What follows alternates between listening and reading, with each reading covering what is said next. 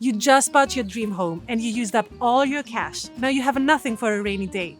Don't worry, there is a way to turn the equity in your home into an emergency fund. I'll show you how.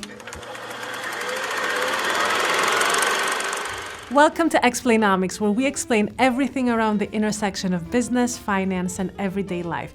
Today we're going to talk about how to use your home equity to create an emergency fund by using something called a home equity line of credit, or HELOC.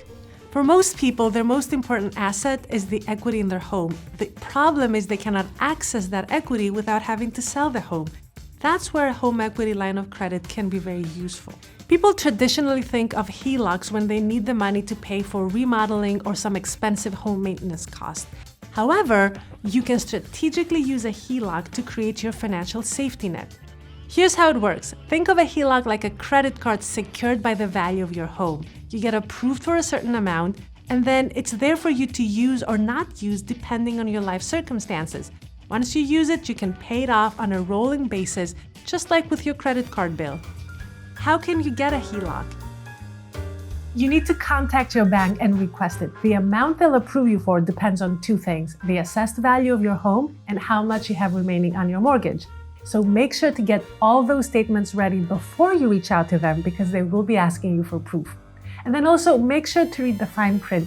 Most importantly, that interest rate on your HELOC. The good news is that interest rates on HELOCs are typically lower than credit cards and closer to what you'd pay on a mortgage or auto loan. And that's because the HELOC is backed by your home and not an unsecured debt like a credit card. So if something happens and you need money for an emergency, it's always better to use a HELOC than a credit card. But be warned, if you end up not repaying the HELOC in a timely manner, you could lose your home, because that's the asset backing the loan. So only take out what you can reasonably repay. So should you get a HELOC? As always, the answer is it depends. Don't get a HELOC to pay for everyday expenses or to finance vacations and other things like that.